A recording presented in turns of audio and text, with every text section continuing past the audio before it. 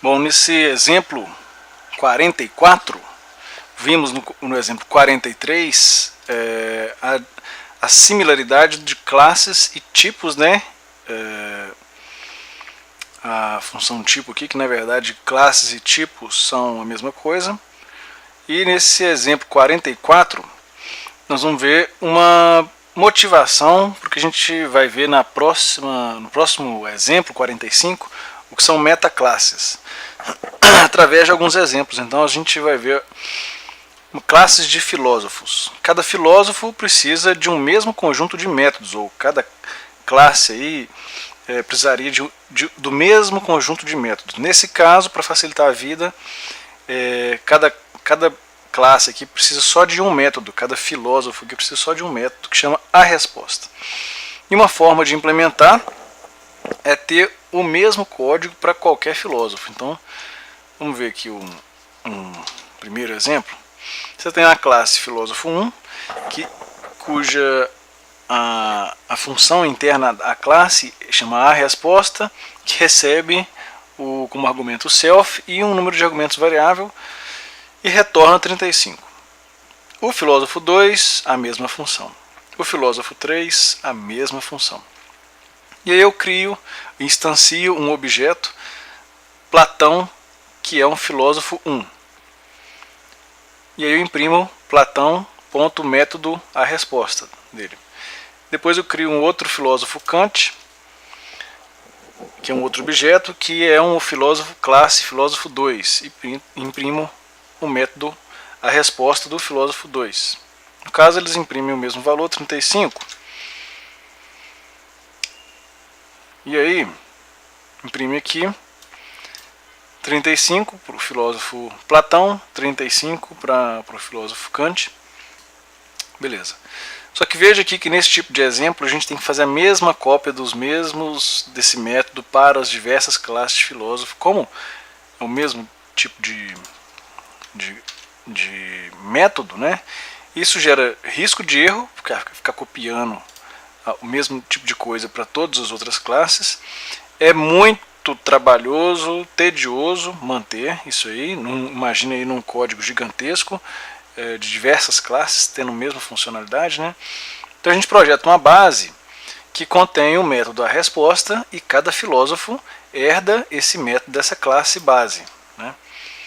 Então vamos simplificar um pouco a vida e criamos uma classe respostas com o método a resposta, que recebe os argumentos e retorna 35. E aí você tem a classe filósofo 1, que é uma subclasse da classe que herda, né, essa funcionalidade da classe pai respostas. Filósofo 2, subclasse que herda a classe respostas e seus métodos, no caso um só. E filósofo 3, Platão é o filósofo 1, imprime o método a resposta para o Platão, filósofo 1. Filósofo 2 é o Kant, e aí imprime o método do filósofo 2. Então, como a gente vai imprimir aqui de novo, veja que simplificou a vida e gera os 35 para cada um, que é mesma base, na verdade, né? E aí todo filósofo que for instanciado, for criado, todo objeto filósofo que for instanciado, ou toda subclasse que for instanciada, toda subclasse da classe respostas terá esse resultado 35, né? Terá esse método resposta. E se a gente não sabe se a gente quer esse método ou não, aí a gente precisa definir uma variável como resultado de cálculo durante a rodada. Então vamos ver mais um exemplo aqui que a gente faz, que é o seguinte. A gente faz uma pergunta, um método aqui input, e aí ele pergunta, você precisa da resposta?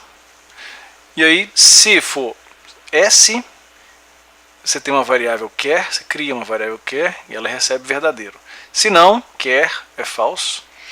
E aí defina um método a resposta, que retorna o 35. E aí cria a classe, então como eu vou...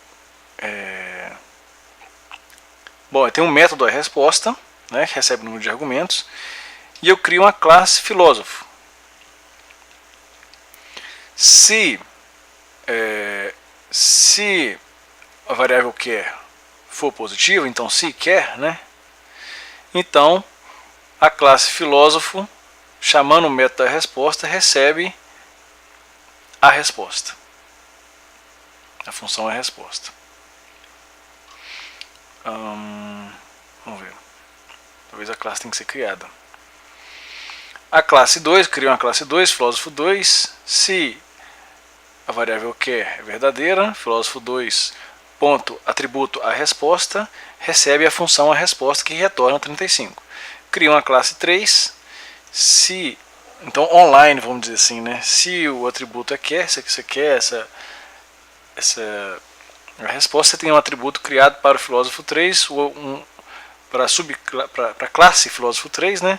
E ele recebe o método da resposta. Então é meio que online aqui, se quiser, né? Então Platão é uma instância do filósofo 1, cria um filósofo 1, filósofo 2 Kant, e aí se quer, eu quero que imprima a resposta para Platão e para Kant, se não, silêncio dos filósofos. Então, vamos ver aqui, ó, como é uma mensagem de input, temos aqui Python, esse exercício 44, esse exemplo 44, e aí ele pergunta, você precisa da resposta? Sim, e ele responde 35 e 35, que é, no caso, Platão.método da resposta, um objeto Platão, instanciado a partir do filósofo 1, que a gente criou a classe filósofo 1, chamando o método da resposta, um método público, né? E retorna um valor que ele recebe, o resultado do método da resposta, que é 35. Então, chamando Platão ou Kant ponto a resposta, eles retornam 35. Ok. Beleza. Veja aqui que essa situação acima é passível de erro, entediante e trabalhoso. Tem que ficar criando método tudo separado, classe, perguntando se quer ou não e tal. E é difícil de gerenciar e bem confuso. Então a gente pode criar uma função gerente para evitar o código redundante. Então vamos criar essa função, uma função gerente. Então aqui, vou diminuir aqui para facilitar. Opa! E aqui, reduzir, né? Vou usar o mesmo método. E nesse caso aqui, eu tenho o método, você precisa da resposta,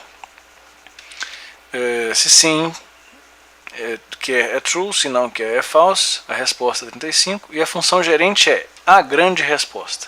A função gerente, ela recebe a classe como argumento, e se, quando a classe for instanciada, se esse quer for verdadeiro, que você definiu numa variável de input,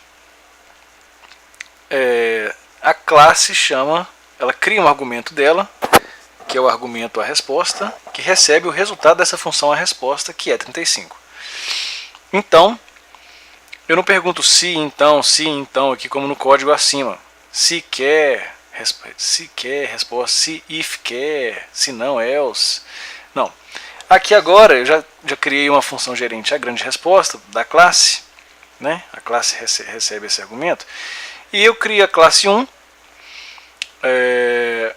a classe 2 e a classe 3. Eu tenho o método a grande resposta, que é a função gerente, filósofo 1 da classe 1, a grande resposta, filósofo 2 e a grande resposta, que é a função gerente do objeto da classe, subclasse, não classe, né, criada, filósofo 3. E aí eu faço uma instância de cada uma dessas classes, Platão, filósofo 1, Kant, filósofo 2, e aí, se for verdadeiro, chama as respostas para os dois aqui novamente, se não, silêncio dos filósofos. Então eu faço a mesma coisa aqui, chama a função 44, você precisa da resposta? Sim, e ele traz como resultado as respostas 35. Se eu chamar novamente e falar que não precisa das respostas, não, você tem lá o silêncio dos filósofos. Ok. Beleza, interessante. Mas a gente tem que chamar a função gerente, a grande resposta, o tempo todo. cada vez que o filósofo é criado, né? A grande resposta, a grande resposta, a grande resposta. Então, uma forma de melhorar isso é que isso poderia ter sido executado automaticamente. Como que a gente executa isso automaticamente?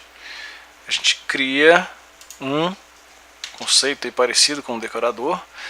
Você precisa da resposta, o método se sim é true, se não é false.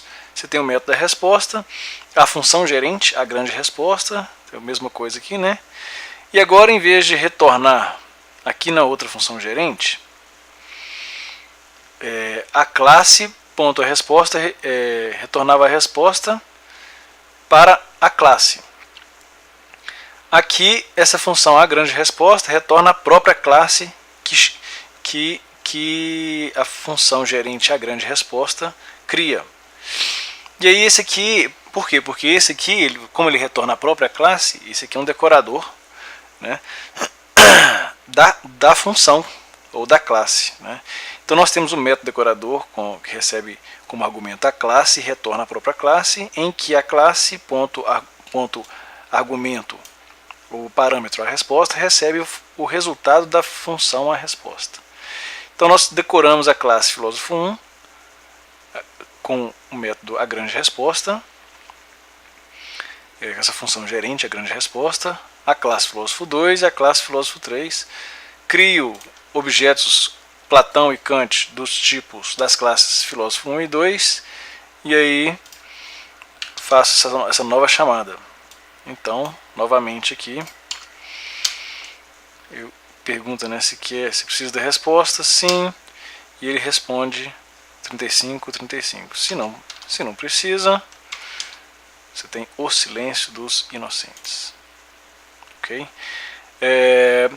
Metaclasse pode ser usada para isso, como a gente vai ver no próximo exemplo.